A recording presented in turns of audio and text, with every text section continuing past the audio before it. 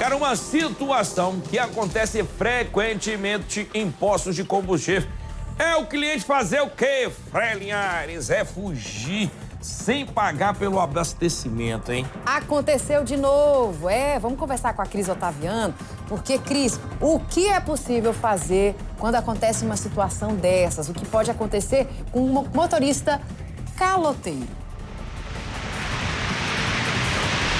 Sabrina, Fred, isso é um absurdo, viu? Inclusive, a gente tem as imagens aí do último ocorrido aqui no Distrito Federal, que, de acordo com os donos de postos aí e também com a polícia aqui no Distrito Federal, são situações frequentes. Nas imagens que a gente tem aí do último fim de semana, num posto em Samambaia, a gente percebe que o motorista, ele simplesmente arranca, o frentista tenta alcançar o carro e acaba caindo ali na pista da onde faz o abastecimento, na tentativa, né, de alguma maneira impedir aquele motorista, que nessa situação aí em específico, tudo indica que estava mal intencionado, porque o carro que ele usou para fazer o abastecimento era um carro que estava sem placa e deixou um prejuízo aí no posto de R$ 287. A gente quis entender direitinho por que as pessoas estão fazendo isso de maneira reiterada, repetitivamente, o que a justiça ou a punição da lei prevê para quem comete esse tipo de atitude aí. Então, nós conversamos com um advogado criminalista e ele gravou uma entrevista para a gente explicando sobre as punições e o crime ao qual esse tipo de atitude é enquadrado. Vamos acompanhar. Há uma divergência de entendimento se seria furto qualificado mediante fraude ou estelionato. A jurisprudência vem entendendo de forma praticamente pacífica que é o caso do estelionato.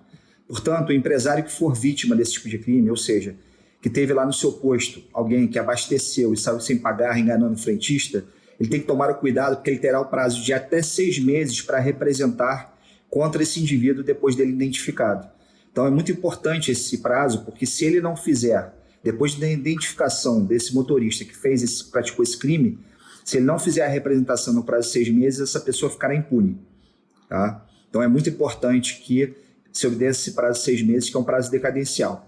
A pessoa que vier a responder por esse crime, ele tem alguns benefícios legais. Como a pena vai de 1 até 5 anos de reclusão, ele poderá fazer acordo com o Ministério Público, não só para que não seja processado e julgado, mas terá que indenizar a vítima, como também, caso não se faça o acordo de não persecução penal, ele poderá ter o processo suspenso pelo período de até 2 anos, mediante o cumprimento de algumas medidas que serão acordadas com o Ministério Público, mas também estarão condicionadas à indenização à vítima, né? O pagamento daquele valor lá que foi enfim, levado, né? Foi causado prejuízo àquele estabelecimento, àquele posto de gasolina.